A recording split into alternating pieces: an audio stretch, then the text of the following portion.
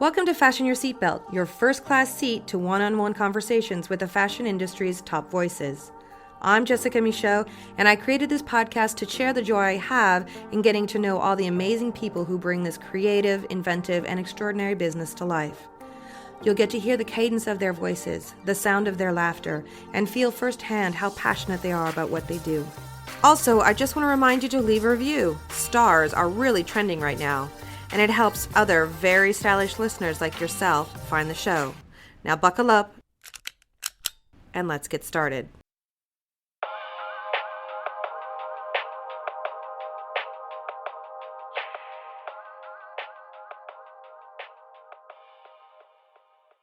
In just 7 short years, Charaf Tajer, the founder and creative director of the brand Casablanca, has proven that the fashion world has room for a multitude of sartorial expressions. His unique blend of old money style, colorful prints, sporty inspirations, and architectural touches has managed to recalibrate the language of contemporary fashion.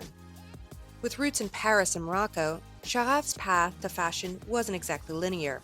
He cut his teeth in the nightlife scene as the art director of Paris's iconic venue Le Pompon, but was also a creative consultant for Supreme and once upon a time collaborated with Virgil Abloh, but was also the co-founder of the streetwear brand Pigalle before launching Casablanca in 2018, a label born not from trend chasing, but from a desire to distill elegance, memory, and escapism into clothing.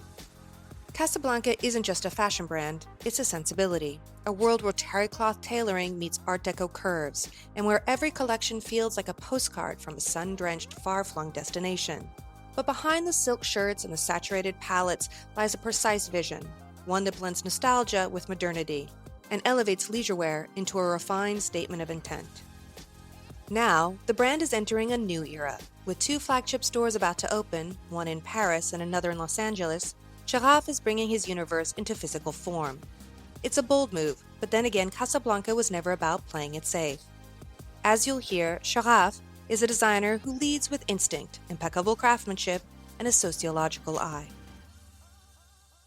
Charaf, it's so wonderful to have you here. I have admired your work for many years, and it's just an honor to have you on Fashion Your Seatbelt. So thank you so much for taking the time. Well, thank you for having me.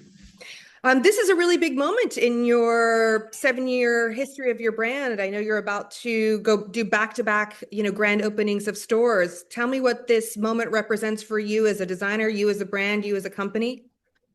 Yeah, I mean, as a brand, it's already like something amazing to open a store, just a store, but this one is exactly how I was imagining it. Like younger, I always wanted a store in Faubourg Saint-Honoré, and I wanted a corner, and it's a corner, and it has arches, which is also part of the DNA of the brand.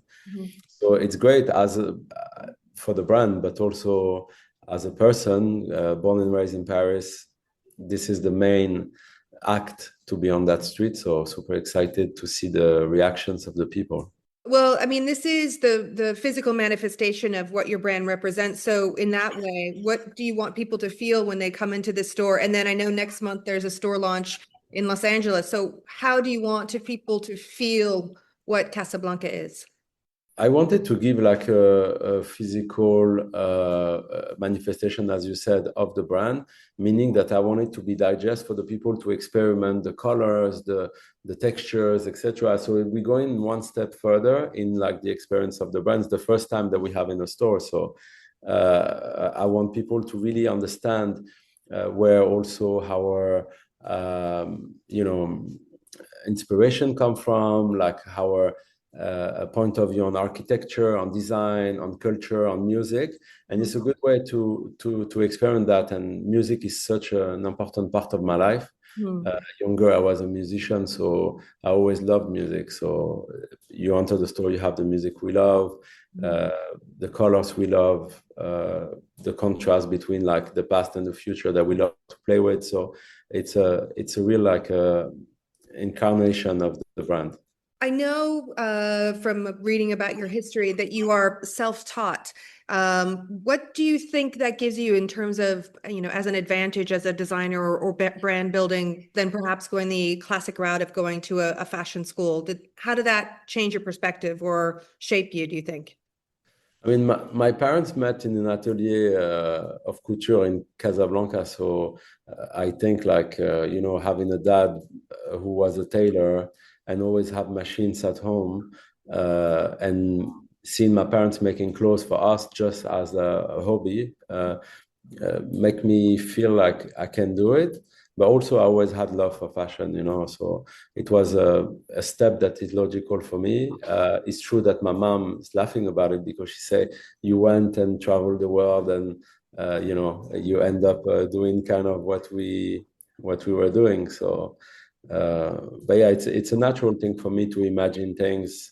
Imagination is part of what I do. Can you talk to me about a bit about that imagination in the sense of, I know, you're working so hard to build your brand and you have the daily grind of everything. And sometimes it can get so intense. How do you stay creative? Because, traveling the world, granted in the past, with your nightlife culture and all of that, there was that in front of you. How do you do that or maintain that energy or that creativity when you have that day-to-day grind?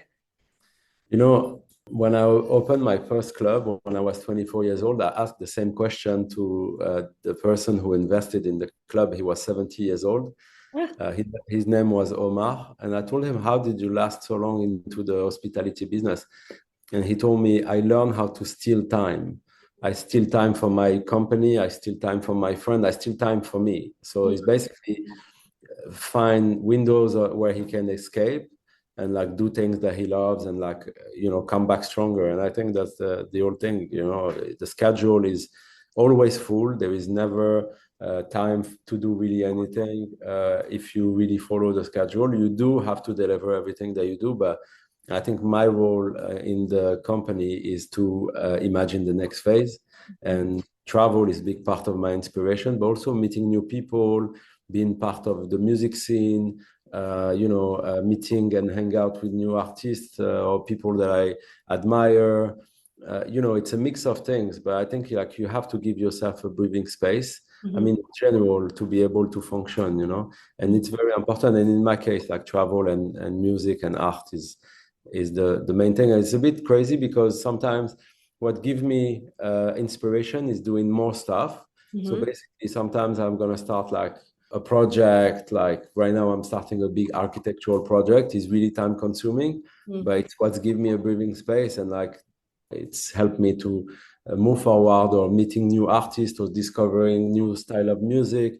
All those things are like breathing space for me. And I'm not really the type to just stay on the beach doing nothing, but sometimes as well it's important. I do it rarely, but all of those things. Is there one place, you say you travel the world, is there one place that you constantly go back to and that it's like your source, or is it important to be in new places all the time and experience new things? Yeah, I have few actually. Like Japan is one of my first love. It's one of the first big travel that I've done in my life. First time I've been to Japan, I think it was 2004, and it was like really like arriving to another planet. Like it's been more than 20 years now, and I was 19 at the time, so it was like a fantastic experience. I always go back. I love to go back to Brazil, to the west coast of Mexico, Paris. It's different places that I always go back. Of course, Morocco, and all of those places are kind of like safe spaces for me. What made you decide that it's now, I've collaborated and worked with lots of different people, and of course, fashion is a collaborative industry by its nature, but what made you decide now it's time for me to go out on my own, to start my own thing? What was the deciding factor for you? Like, I have my own personal narrative that I want to share with the world. As you said, like it's very collaborative. We had friends in fashion since we were very young. Really, like what made me jump from the cliff, because it was a bit the feeling. I didn't know how people were going to react to the brand. Uh, it's really like I wanted to see those clothes, but I couldn't hold it inside me anymore. Like I was feeling that like I wanted to express what I had in mind, and every day, like I used to wake up and see my friends being designers and say, okay, this is cool, but it's not me, and what is me would be more like this. And I respect different expression and type of like communication in other brands, of course. Like I'm a big fan of various, designers, Reikai Kubo, Rico Owens, there are like aesthetics are totally different from mine. But what I understood with the years is you can be you and you can find your audience without trying to fit into someone else's shoes. So, and I wanted to have those clothes, but I couldn't find them anywhere else. So I had to create this aesthetic and built it from scratch, which is one of the best decisions I ever took in my life. It's such an interesting melange, the architecture, the tennis, this kind of like old money, yet young and fresh and eclectic. It's a very, very specific aesthetic. It's such an interesting combination of elements to bring into one particular brand and then nail it with the execution. How I was saying just right before is the mix of all those inspirations. And I didn't want to compromise my vision by saying, okay, this doesn't work with that. That's why in Casablanca, we can do collabs with Bulgari or Dupont. They are super classic brands. But at the same time, we do a collab with DC10 in Ibiza, that is the most underground and tech house club. And those two worlds live together in the brand, and they are not contradictory. Mm-hmm. I feel like who we are is like this mix of like past and future, especially in Paris. We saw classic embedded into like such a classic architecture and like, a super beautiful brand that have hundreds of years. But at the same time, the people of the modern music, we are the people of like the travel, and we are the people of this contradiction exists in me. So that's why it exists in the brand. And it makes sense. Growing up, I was wearing Nike Air Maxes with Hermes scarves and Lacoste tracksuits, and Cartier glasses. So this contrast always existed in me. So that's the reason why all of this can be cohabiting together. I mean, you brought it up just a second ago, and it was definitely something that I wanted to speak to you about. Your eclectic, again, that word keeps coming up for me, collaborations. When I saw you partner with Bulgari, for me, that was such a creative and unexpected collaboration. Then, of course, you talked about the other examples. For you, what do those collaborations do for you as a brand and you as a creative? We always use collaborations, not for names, but more for skills, first of all, or brand's DNA. Mm-hmm. And from there, we build like kind of a bridge between the brands. And I think that's the beauty of it, being a very young brand, but being also really part of the fashion conversation when it comes to, for example, collabs or Paris Fashion Show. I think what it brings is like, we give to each other something. I think like we live in a world where the last 10 years been too much collabs, too many things, and sometimes things that doesn't make sense. But for me, my dad used to have, let's say, a Dupont lighter, for example, and I never be able to have one myself. So the day like I had the opportunity to have the option of design products with them, it was like an amazing bridge that we can build between their team and our teams. We become super good friends. But also as a young Parisian that doesn't come from that demographic and come from a different, let's say, social group, having the opportunity to sit down and put the word Casablanca next to Dupont, for example, or other brands, it's fantastic. And it's also show that like we are closer than we think. We are more friends than we think. Socially, and I love this idea. I think like it's fantastic, because when we look at big brands, we think, oh no, they are too high for us, we cannot touch them, they are the untouchable, they are the elite. But in a way, me collaborating with them shows that like they are open to those young immigrants or from immigrant parents, from the music culture, etc., and they are open to us and they understand our art. So it's more than just a collab. It's more like, okay, look, we can be friends. That's the message behind it. What do you think about that when you're seeing the brands? A lot of big brands are now bringing in elements. I know you have the cultural relevance to bring things in from the Middle East and from Morocco and this region, but we're seeing other brands really tapping into what's going on in India and taking in regional tropes into their designs. Do you think it's important to bring these elements in, like you were talking about with the collaborations, to kind of educate a larger population about maybe styles or design from other parts of the world? Do you think that's an important thing that brands should be doing? Yeah, I think if it's part of the DNA of the brand, I think it's very cool because I mean we got lost a bit the last years. I mean, a few years ago into the idea of like cultural appropriations, etc. I get it. I think like it's important to protect cultures and not like overuse them for wrong reason, etc. But you can always also pay homage to countries and to cultures, and I think that's the beauty. Like I mean, I don't know when you have a Gauguin go into Tahiti and come back with like amazing paintings from the women of Tahiti.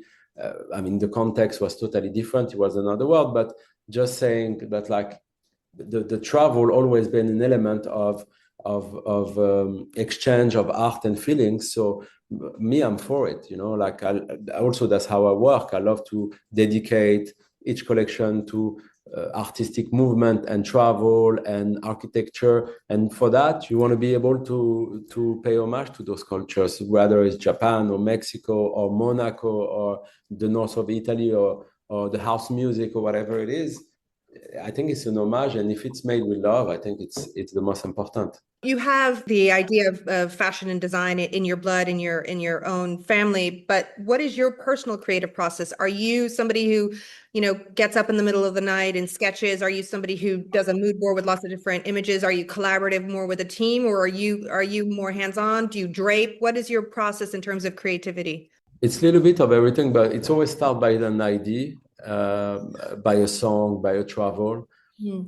And also, as I said before, it's really an homage to things I love, Hmm. without taking out of Casablanca's DNA. Like, no matter what we do, you can always recognize a Casablanca item. And I think it's one of the strongest thing we have. It's our own DNA. That's why we're able to inject ideas and different like destinations and concept. And the way that like I work is always by an idea, starting by a song, by the travel, but also it can be, as you said, like mood boards, or it can be waking up in the middle of the night, or like being with friends and like smell something and like leads us to another thing. So it's really emotional and sensitive experience. It can be a touch, it can be a thing, and then it's my process is like to give those feelings to the people. Like my experience is to is I have my own experience, and the collections are here to share my love and my feelings that I have for the Chicano culture in LA, why I love it, which can look a bit obscure from far, but it's so much hope into it and all of that. So that's the reason why we do collections like this, to share the feelings that I have or we have for this particular culture. And I think there is nothing more joyful for me than like looking at people understanding what I want to say with the clothes, and with the universe that we're creating. I'm curious to get your thoughts about, the industry in fashion has just been on such a musical chairs this last year. It's just everything has been a big shuffle. But in many cases we're seeing a lot of the usual suspects. What do you feel like that the current state of fashion is? I know that the industry itself is getting a little tighter, a little restrictive. There's, been not the best results for some of the bigger, conglomerates. Where do you feel the fashion is going, and where do you feel a space for young independent brands, or like you are a startup, an independent brand? I feel like it's really a challenge now for independents, but maybe I'm wrong. How do you see the space of fashion right now in general? Yeah, it's not open doors. It's not easy to get into the conversation. Like even for us at the level where we are right now, like it's still like every day. But I think also is a challenge for big brands as well. Mm. And when it comes to creative direction and the musical chair, how you said, Yeah. yeah, it is real musical chairs. I think, like, to be honest, I feel like this job as a creative director can be done by very few people in Mm. the world. I know it's hard to imagine, but it's a little bit like Formula One drivers. Everybody can drive, but who can drive a Formula One? There is few guys that can drive and can win the race. Yeah, I think like that's why you see always the same people. Even though I think it's not really mixed in terms of like ethnicities, for example, or like demographic is a bit the same profile, which gives a bit the same result. But at the end of the day, I think like the society is evolving. I mean, you were speaking about Virgil earlier. I was feeling that like Virgil would open a bit more the door for people of color, for being. I'm not only talking about myself. I'm talking in general. I mean, I have propositions sometimes to do creative directions here and there. I didn't, took one house yet because I didn't find the one that fit my needs really. But also Casablanca, it's my house, so it's not like I'm lacking like a creative direction. I'm very excited to it. But it's true that my sentiment, but also the sentiment of many people, that there is a lack of representation in that field, which is a bit, sad in a way. But I'm sure it's going to evolve. As a creative director, there are the classic aspects of it, the creating the collection, maybe, creating the aesthetic, the brand history and all of that. But what are elements of being a creative director that are less known that you need to have to be that, go to that Formula One level that maybe not everybody can do? Because everybody can launch a brand, but what makes it sustainable? What are those elements that maybe not everybody is aware of? I think it's a real sociological exercise. I think like the great creative directors that we've seen and designers that we've seen in the last 50 years or 100 years, or people who understand where the society is today. And that's why like changes and surprising choices sometimes look like logical for people, and then 6 months, a year, 2 years after, everything makes sense. I feel like it's a lot of element of that, reading the society, understanding where the culture is moving, because we work in the future in a way with the brand. So I think like this is a key element, reading the society really sociologically. You have to be a real sociologist to do that job. I have to ask you, so on the Instagram for Casablanca, you have this line about at the very beginning, the court was wet, so he couldn't play, but now he can. Can you unpack that for me? What does that mean exactly? Because it's a vague and very perplexing, and makes me very curious as to what the essence of that meaning is of that sentence.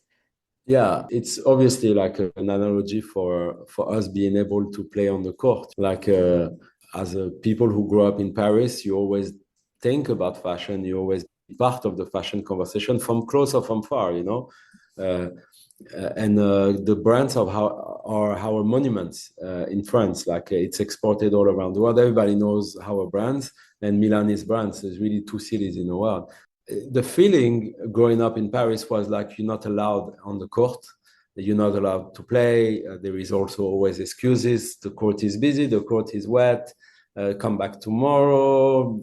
Even to serve coffee, it was complicated even to go inside the offices and all of that.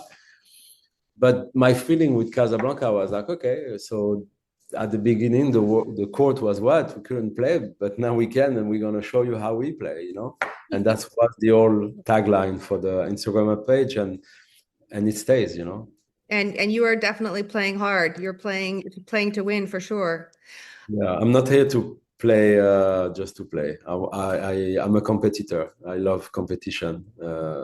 It's important to come with the idea of winning. I know we play with rules, but we love to play to win. I love that. You did a pop-up in Abu Dhabi, in the UAE. What was that experience like for you? What was the feedback that you got, and how do you feel that the brand is being received in the rest of the world? I mean, I know you're based in France, but you have a vision of the world that maybe not every Parisian-based designer might have. Yeah, my background allowed me to have a reading of this region a bit different. I think, like, as I said before, sociologically, it's important to have your cards and to play with them. I think as much I understand the world of music and the world of Middle East, but also the world of Japan or US, because I grew up going to US very early on. All those elements get me into where I am today, and like we can build like the brand and conversation around those items. But it's not a black and white answer. It's more like finding the answer to what the people need. It's also finding the answer about what you need yourself. So it's more complex than a black or white answer, if that makes sense. If there was a day in your career that you could go back and relive, that maybe you didn't appreciate in the moment, or make a different decision, or just sit with it again, is there a day that comes to your mind that you really wish you could live again and experience a second time if you could? I'm really not a nostalgic person. I'm like really rarely look back. I sometimes look back and say, oh, we did that, we did this, it's so cool. But I'm really always looking on the front. So I'm not really someone who wants to relive things in the past. It's kind of the opposite, actually. I don't love to think too much about the past. I really love to look forward always. You're working on this architectural project. Is that, a new, well, I mean, I know you've always been in loving architecture, but is this the current fascination, the current focus for you? Is there something else that's really interesting you, creatively speaking right now? It's always been central in my work, always been central in my research. Also, the philosophy of certain architects, how they make things move forward by doing something so static. It's something that always fascinating me. Yeah, it's for next year. I'll reveal the project, and it will be like, I think, a big one. I hope. But it's like the first time that like it will be a full-on architectural project, like from the floor to the ceiling. I'm very excited about it. And I think also architecture is the mother of arts. That's what Frank Lloyd Wright was saying. Is like it's the art that like everybody understands, respect, see, cannot deny, but also is the art that regroup all the other arts to a certain extent. So doing something in that conversation, it's also sitting at another table in a way, and that's very important for me. I'm going to ask you my 5 generic fashion questions, but I actually have one more generic one that I want to throw in there, and it's the classic advice, knowing, like we talked about earlier, that the fashion industry can, there's a lot of gatekeeping. Granted, with social media, things have loosened up a little bit, but what is the piece of advice you would give somebody who wanted to follow in your footsteps, or even yourself if you wanted to, start again today, if you could speak to your younger self, what would be that piece of advice for somebody, wanting to follow you? Honestly, like believe in what you have inside, like I think we all have our answers. In that case, like for example, I was saying like earlier about Rick Owens, when my first experience in fashion was in the backstage of a show of Rick Owens, and the mother of my friend at the time was doing the production for the shows, and I've seen that world, and I was like, what? Who are those people? Like they dress like this and they have clients. And I was like, okay, so you can really express whatever you are inside and like find your people. And it was a groundbreaking moment for me. So really, like, don't be afraid of what you love. Don't be afraid of who you are. Don't be afraid of what you feel like. If you love that aesthetic, for example, Casablanca, when I started Casablanca, before I do the first shirt, my friends were like, silk shirts? Are you sure? This is so tacky. This is wrong. Like, this is not cool in the world of fashion, where fashion was very monochromatic. It was other brands like Alix or Balenciaga or brands like this. And people were like, no, but this is not cool. I'm like, okay, but wait. I'm going to make it cool. Just let me show you the way that I want to make it. Mm-hmm. And it makes sense, But I think this is the advice I would say, just do the things you love, like the things you truly love. Don't try to fit in someone else's aesthetic, because this is wrong. Mm-hmm. That will never work. I've never ever seen that work. Not really. It's another world. Absolutely. All right. So here are the 5 generic fashion questions I have for you. So the first one is, what is your favorite piece of clothing that you own, that you cherish, that more above all of the others? Honestly, I'm not an object person in the sense of owning objects. I'm more like a doer. I love designing. I love thinking about how a couch gonna look, or a watch, or a jacket, more than like owning things. But this is me. that I'm more of a doer than like someone who loves to own things. However, I still love beautiful watches, beautiful cars, beautiful clothes. Of course, I have love for the design of it, but I'm not necessarily a collector of objects like that. So, okay, so let me throw it to you this way. If house is burning, what's the one thing you're taking with you as you run out of the house? I would take this watch that I bought in Japan in 2013. It's an Onyx day-date Rolex that I really love. And it's a watch that like, it's interesting because it's a watch that is super researched now. People love it a lot. But back in the days, it was a non-popular watch. It's a watch that have no numbers. It's all black, dial and all of that. But at the time, nobody wanted it. So I bought it when it was very cheap. And now the value is so high, but I don't love it for the value. I love it because it's interesting how the perspective of objects can change. People will be like, no, but this is not a cool Rolex. People don't want it. But actually now it's the one that everybody wants. So I would say this item represents that for me. 4 more questions real quick. Luxury items, buying, a designer item, for a lot of people, it's out of reach for them. But if there was one item that you think someone should like save their pennies for and really take the time to invest in something of value of a designer level, what is that one piece that you think somebody should really take the time and invest in? I'm always more for buying quality in general than buying like non-quality clothes. I think just because you keep them longer, you can be, I don't have one particular item, but I have definitely more respect for people who saving and buying the right item, the real deal, than like buying like 5 shirts, let's say, that are not right, or 10 shirts that are not right, instead of buying the one, but you can keep this shirt for 10 years, 20 years, and like you have more respect for it. Mm-hmm. So this philosophy makes more sense for me. I know that this almost feels like a passé question now, but because I feel like trends are passé, but is there one fashion trend or one trend that you would never follow or try? Every aesthetic is valid for me. Even the worst ones, like, can become cool if you put it in the right context, Yeah, that seems very keeping in your design vision. I like that answer. Who's your favorite designer, fashion designer, living or dead? No, I have few. I love André Courrèges for his vision of like the classic futurism. I love Gabrielle Chanel for her sense of aesthetic, but also revolutionary vision on what women should wear. Of course, I love many. I love Saint Laurent. I love Cristobal Balenciaga. I love, Gianni Versace, of course, like one of my biggest inspiration. Yeah, I love those people who have create a turning point into the conversation.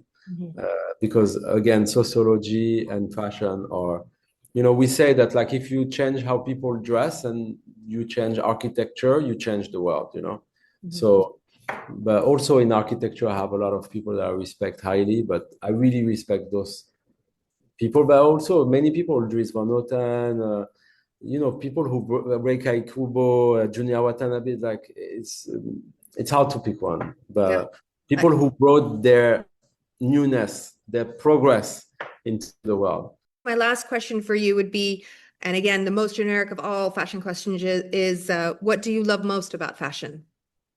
Probably the sense of being non-static. Like, as much as brands are monuments, and they are static in a way, but there is also, everything is allowed to be done visually. And like when you see John Galliano at Dior, the way that he brought Dior into another dimension, or what J.W. Anderson did with Louis V, or the fact that like you can take something that is so classic, also something that like you reinventing the wheel every time. And I'm still surprised that like with 2 legs, 2 arms, a body, we still do newness within the world of fashion. And I love the constant evolution and the movement of like the fashion industry. That's what I love the most. Yeah. This was wonderful. Merde for the launch of the store in Paris and then in LA next month. Congratulations on all your successes. Thank you so much. Thank you. Congratulations for your podcast as well. Beautiful work. Thank you so much. Thank you. Have a wonderful day. Bye-bye. Thank you. Don't want to miss an episode of Fashion Your Seatbelt? No problem. Just go to iTunes or wherever you download your podcasts and click on the subscribe button. Then every new episode will drop into your feed automatically. No fuss, no muss. Believe me, I know. I'm Jessica Michaud.